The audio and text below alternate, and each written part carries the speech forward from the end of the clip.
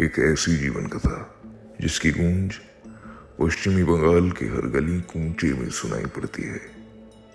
लेकिन ये कहानी है क्या और किसकी? हमारी कहानी की शुरुआत होती है 1947 लाहौर से।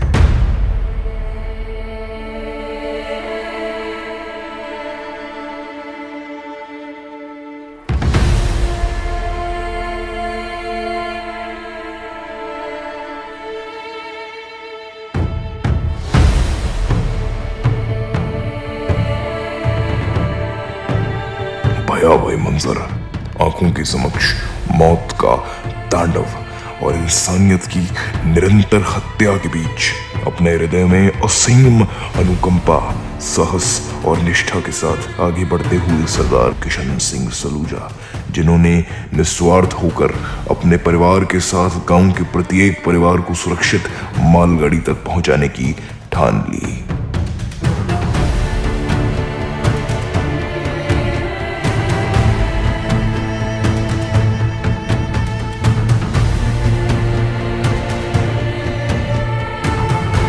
के समस्त परिवारों को मालगाड़ी पर सुरक्षित चढ़ाने के पश्चात श्री किशन सिंह जी देखते हैं कि एक परिवार तो पीछे ही रह गया।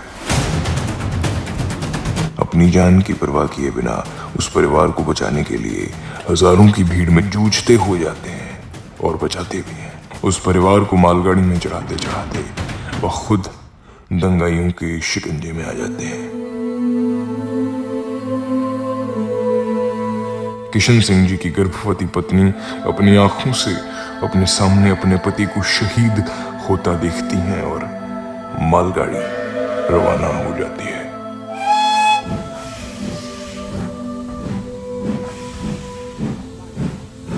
ट्रेन में सवार हुए बाकी परिवार साथ में चला तो कुलदीप सिंह जी के एक बड़े भाई थे जिनकी 7 साल की आयु थी। किसी ने स्टेशन पे उनको एक फल, मौसम्मी या संतरा कुछ दिया जिसके अंदर जहर का इंजेक्शन लगा हुआ था।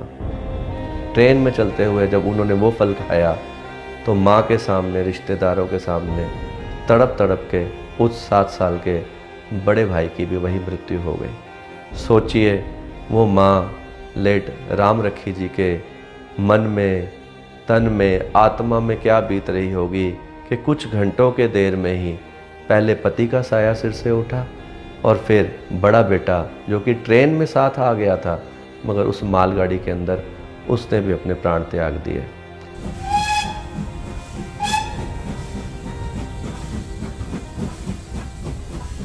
मालगाड़ी में विराजमान गर्भवती राम रखी देवी को पीड़ा हुई और फगवाड़ी स्टेशन पर जन्म हुआ सरदार कुलदीप सिंह सलूजा का। पूरा परिवार मालगाड़ी से उतर गया और स्टेशन मास्टर ने पास के विद्यालय में एक कमरा दिलवाया जिसमें परिवार ने अगले कुछ दिन विश्राम किया। थोड़े ही दिन में वहाँ से भी उजड़ के इनको दिल्ली के रिफ्यूजी कैंप में आना पड़ा।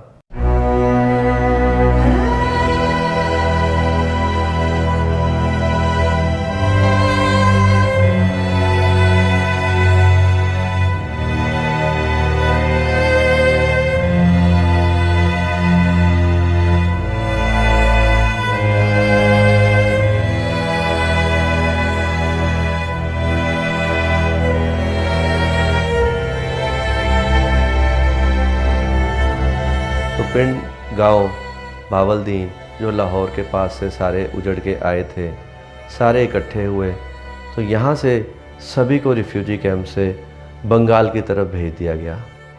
ये लंबा सफर तय करने के पश्चात शुरू हुआ एक नया दौर।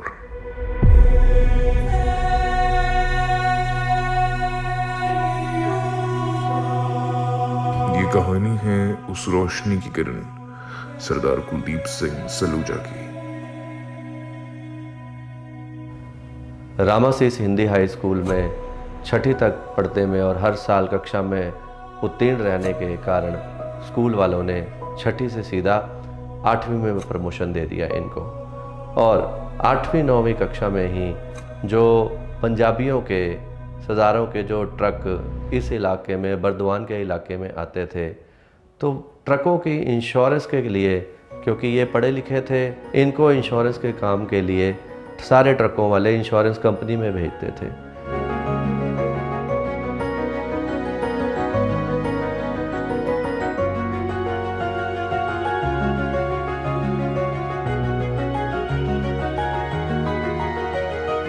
तो जब ये इंश्योरेंस कंपनी से इंश्योरेंस करा के लाते थे तो बीच में से कुछ 4 आने 8 आने इनको भी इस कमाई के रूप में मिल जाते थे। और दूसरा काम, बंगाल में बंगाली भाषा, और जो पंजाब से, हरियाणा से, यूपी से जो ट्रक वाले आते थे, उनको हिंदी भाषी होने की वजह से इनको दुभाषीय का काम भी इंश्योरेंस कंपनी ने दिया।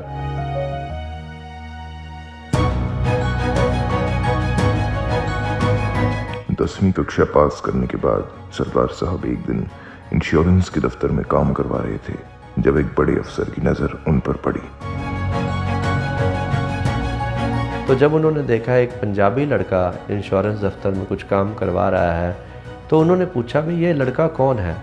तो कंपनी वालों ने बताया, स्टाफ ने बताया कि ये लड़का हमारे बहुत काम आता है, दुभाषीय का काम करता है हमारे लिए। तो इस वजह से बड़े खुश हुए वो ऑफिसर, और उन्होंने ऑफ़र किया कि क्यों ना बेटा तुम आज से इस कंपनी में नौकरी भी ले लो। जिसके लिए उन्होंने कहा भाई सरदारों में, पंजाबियों में तो नौकरी करते नहीं हैं, तो मेरे को अपनी माताजी से और मामा जी से पूछना पड़ेगा, उसके बाद ही मैं इसका जवाब दे सकता हूँ। सरदार साहब के परिवार ने नौकरी करने के लिए मना कर दिया, लेकिन अफसर ने दृढ़ निश्चय कर लिया था कि उन्हें काम पर रखना ही है। तो वो कुलदीप सिंह जी को साथ लेके घर पे गया, माता जी को समझाया, मामा जी को समझाया कि ये एक बड़ी अच्छी नौकरी है और हमारा गुजारा कुलदीप सिंह जी के बिना नहीं हो सकता है।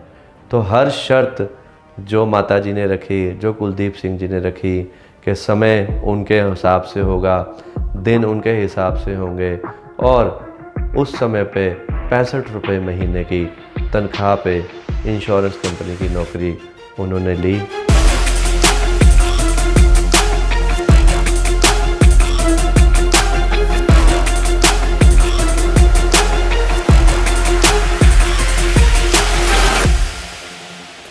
धीरे धीरे अपने उदार विचारों की वजह से, अपने कार्यों की वजह से और अपनी सेवा की वजह से वो पूरे बंगाल में जाने लगे। एक व्यवसायी, समाज सुधारक, गुरुद्वारा प्रधान, rotary club member, president Burdwan district bus association. TMC की सरकार आई, टीएमसी ने भी इनको हर उस मुकाम पे पहुंचाया जिसके ये हकदार थे। और सभी सामाजिक संगठनों और हिंदू, सिख, मुस्लिम तमाम सारी समितियों के सदस्य, बर्दवान डेवलपमेंट अथॉरिटी के सदस्य टीएमसी पार्टी द्वारा निर्मित। किसी को भी बिरादरी में किसी मिनिस्टर से कोई काम है, किसी सरकारी अफसर को कुछ कहना है, तो उनके सभी से बड़े प्रगाढ़ संबंध थे।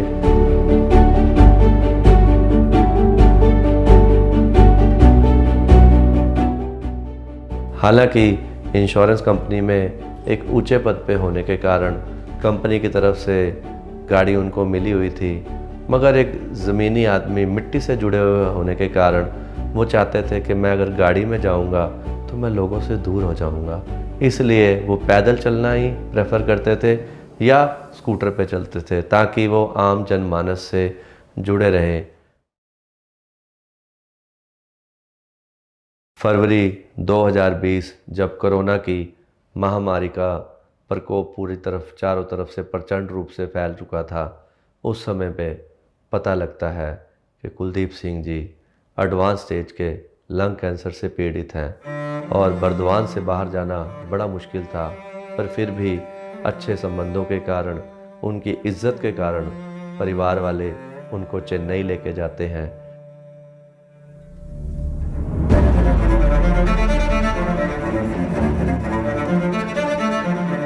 चेन्नई में पूरा इलाज ना होने के कारण फिर उनको माउंट एलिजाबेथ सिंगापुर के अस्पताल में इलाज के लिए लेके जाते हैं।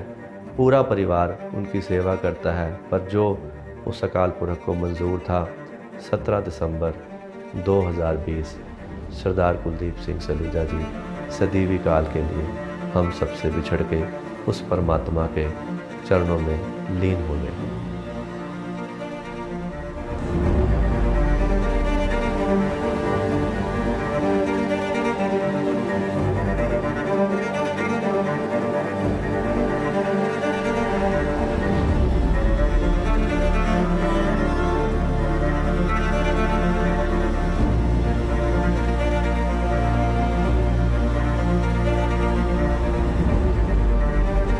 सारा बंगाल आज भी इस महापुरुष को याद करता है।